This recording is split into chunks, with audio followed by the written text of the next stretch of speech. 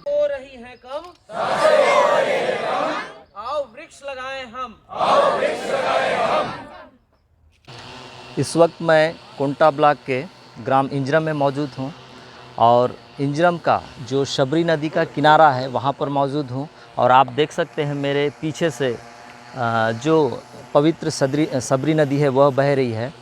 और इस सबरी नदी के जो तट है वहाँ पर CRPF 228 जो बटालियन है इंजरम में, उनके द्वारा एक बृहद रूप से वृक्षारोपण कार्यक्रम चलाया जा रहा है। और आप देख सकते हैं यहाँ पर स्कूल के बच्चे हैं, CRPF के जवान हैं और CRPF के जो बड़े अधिकारी हैं, ये सभी वृक्षारोपण कर रहे हैं। और आपको बता दूं लगभग 2000 की संख्या में यहाँ पर बड़ी संख्या में वृक्षारोपण किया जा रहा है।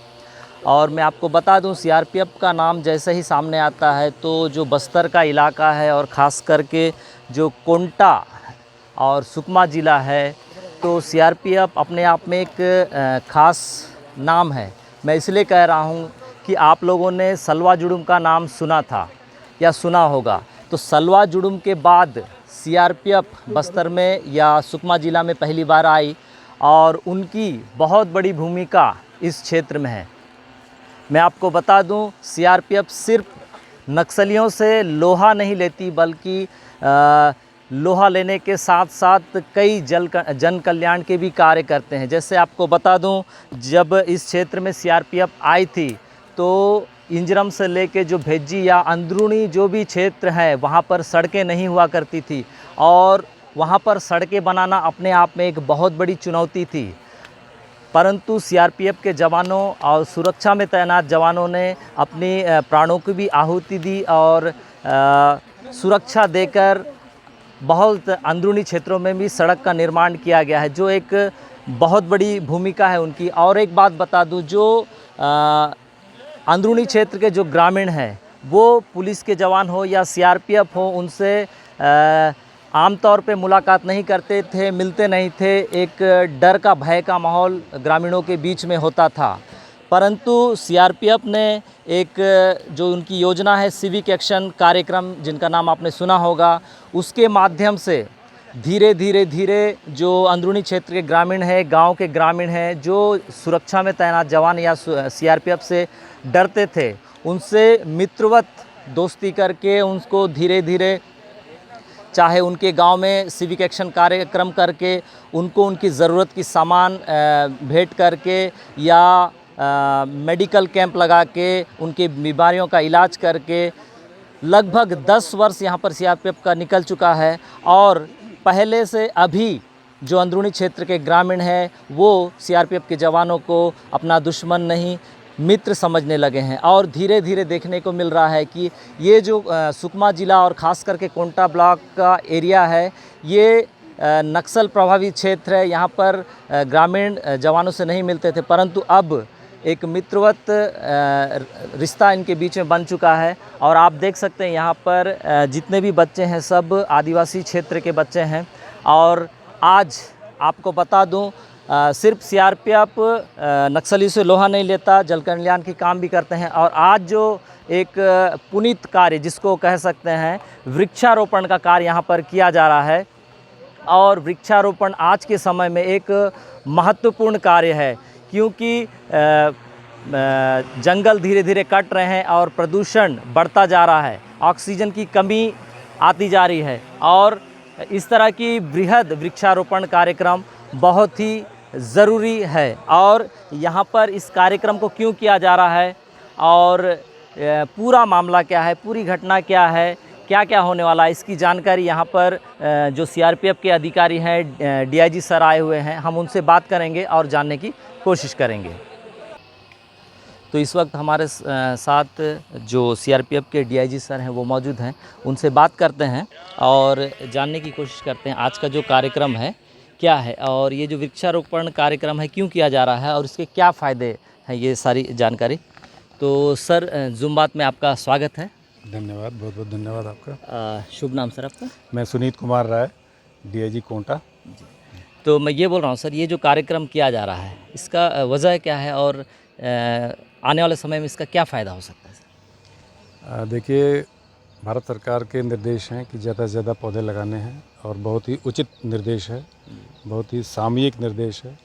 आज हम सब क्लाइमेट चेंज जैसे शब्द से परिचित हैं, तो वक्त की मांग के अनुसार 228 बटालियन के सीओ साहब, उनकी पूरी टीम, उन्होंने बहुत इनिशिएटिव लेकर इस कार्यक्रम को आज यहाँ पे ऑर्गेनाइज़ किया है। जी और हम लोग सबरी नदी के किनारे लगा रहे हैं। जी जी तो कुछ पेड़ ऐसे होते हैं जो पानी रेजिस्टेंट होते हैं, पानी से उनको ज़्यादा दिक्कत नहीं होती, क्योंकि अभी बरसात का मौसम शुरू हो गया है। जी हो सकता है कुछ दिनों बाद सबरी नदी में बाढ़ आए और इसमें बाढ़ का पानी भी है। जी तो हम लोगों ने यहाँ पे ऐसे ही पेड़ लगाए हैं जैसे जामुन, अर्जुन, जी करंज, जी आंवला, जी जिससे कि आने वाले पानी से इनको नुकसान ना हो। जी तो ये जो वृक्ष हैं, जी वहाँ पे एक स्लोगन लिखा हुआ है, उसको प्रसारित करिएगा। जी जी जी वृक्ष तो कहते हैं कि 10 पुत्रों के समान एक वृक्ष होता सही है। सही है सर।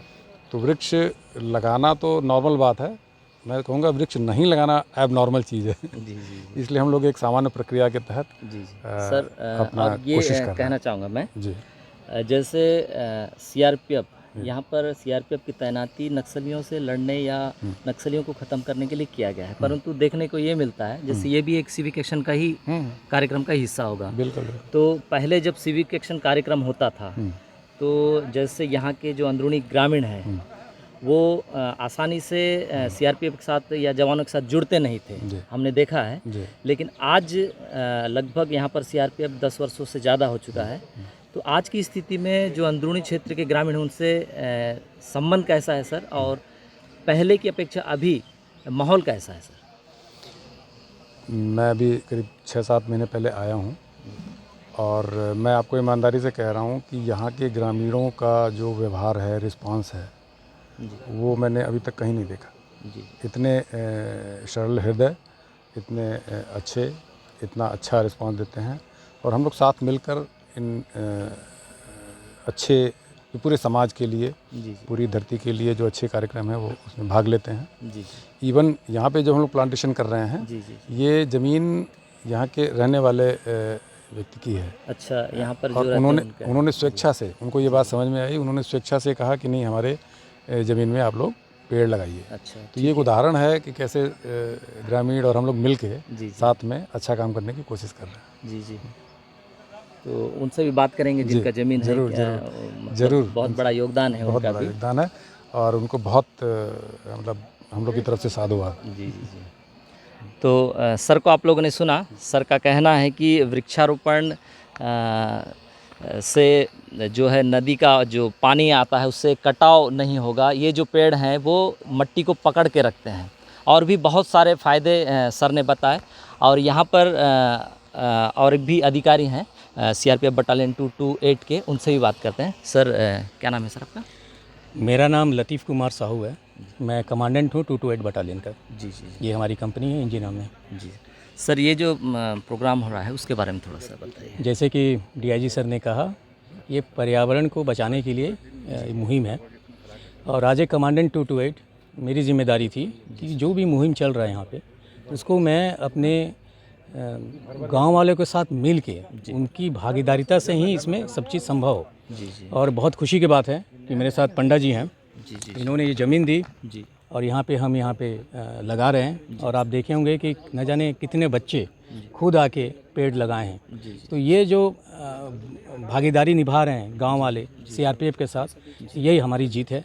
और आगे चल के ये वन, क्योंकि ये डेल्टा कंपनी में के एफर्ट से बन रहा है, इसलिए इस वन का नाम हम डेल्टा वन रखे हैं। ये फ़ेज़ 1 है। इसके बाद ये जैसे ही सफल हो जाएगा, हम फ़ेज़ 2 आगे बढ़ेंगे और इस एरिया में एक अच्छा वन, डेल्टा वन बना के देंगे। क्योंकि मेरा मानना है कि कई वर्षों से सीआरपीएफ यहाँ पे रह रही है और हम इस जंगल को यूज़ किए हैं, इन पेड़ों के छाँव में रहे हैं, और वक्त आ गया है कि हम भी इस मिट्टी को, इस ज़मीन को कुछ दे के जाएँ। सही। तो 228 बटालियन की तरफ से ये इंजीराम को हम दे रहे हैं। और इसके लिए मैं पंडा जी को बहुत बहुत धन्यवाद देता हूँ। और पंडा जी से बात करें प्लीज़। तो सर को आप लोगों ने सुना, और हमारे साथ में इंजरम के ही एक युवा साथी है, निवासी हैं। और वृक्ष तो मिल जाते, परंतु ज़मीन का होना भी बहुत महत्वपूर्ण है। और इन्होंने, ऐसा कहा जा रहा है कि इन्होंने अपनी खुद की ज़मीन वृक्षारोपण के लिए सीआरपीएफ बटालियन 228 को दिया है। ये भी अपने आप में बहुत बड़ी बात है। तो इनका भी बहुत बहुत साधुवाद है, धन्यवाद है। तो क्या नाम है भाई आपका? मुकेश पंडा। मुकेश पंडा। मेरे को ये बताइए, और भी लोग हैं यहाँ पर जिनका बहुत सारा जगह है, ज़मीन है, लेकिन कोई भी किसी को दान में देता नहीं है। तो आपने इतना बड़ा अपना जो ज़मीन है वो वृक्षारोपण के लिए दिया है, तो क्या कारण है, कैसा लग रहा है आपको? तो सर ने पहले बताया था कि कई लोगों के पास ज़मीन है, पूछे सर भी जी। तो ज़मीन नहीं देंगे बोले। तो मेरे पास एक भैया हैं, फ़ोन किए हैं, ऐसा ऐसा ज़मीन में पेड़ लगाएंगे बोलते, ज़मीन मिलेगा क्या? तो मैं बोला क्या पेड़ लगाएंगे, अपने लिए कुछ फ़ायदे का पेड़ है बोलते, चलो एक बार सर से मिलेंगे बोले। तो मेरे को लेके आए कैंप में और सर से बात किया। तो ऐसे ऐसे वृक्ष लगाएंगे हम लोग, जामुन, नींबू, जो संतरा, जो भी आम का पेड़ है, ऐसा ऐसा पेड़ लगाएंगे, आपको वो फल भी मिलेगा, उससे आपको फ़ायदा भी होगा। तो आपके ज़मीन में लगाएंगे बोल के सर मेरे को बताए। तो ठीक है सर, मैं ज़मीन दे दूँगा बोला। अच्छा जी। तो देखा आपने, इन्होंने अपनी जो ज़मीन है वो वृक्षारोपण के लिए दे दिया है। और सभी अधिकारियों को आप लोगों ने सुना। और मैं जैसा ही पहले बता चुका हूँ कि सीआरपीएफ जो है यहाँ पर नक्सलियों से लड़ने के लिए, लोहा लेने के लिए आई थी, परंतु सीआरपीएफ अब सिर्फ नक्सलियों से लोहा नहीं लेती, बल्कि कई जल कल्याण के कार्य भी करते हैं सिविक एक्शन के तहत।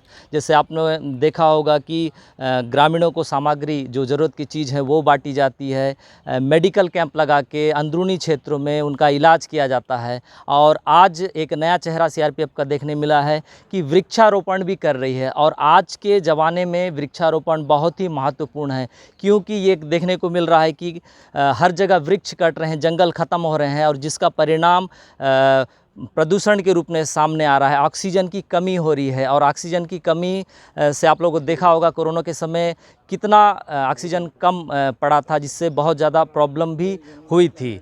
और सर का कहना है कि पेड़ पौधे अगर लगाए जाएंगे तो कहीं ना कहीं ऑक्सीजन क्रिएट होगा। और नदी किनारे पेड़ खासकर इसीलिए लगाए जा रहे हैं कि पेड़ जो होता है वो, उसका जो जड़ होता है वो मिट्टी को पकड़ के रखता है और मिट्टी का कटाई नहीं होगा। तो आज बहुत पुनीत कार्य यहाँ पर वृक्षारोपण के माध्यम से किया गया है। और इस कार्यक्रम के लिए हमारा भी दायित्व बनता है कि सीआरपीएफ और भाई को हम धन्यवाद दें, क्योंकि ये पौधे बड़े होंगे तो सिर्फ सीआरपीएफ को ही काम नहीं आएंगे। हमारा जो क्षेत्र है सभी को ऑक्सीजन मिलेगा, सभी को फल मिलेगा, सभी को छाया मिलेगा। तो इस तरह की खबर और इस तरह की जानकारी लगता है आप लोगों तक पहुंचाते रहें। तो मेरे चैनल को लाइक कीजिए, शेयर कीजिए और जूम बात को सब्सक्राइब जरूर कीजिए। धन्यवाद।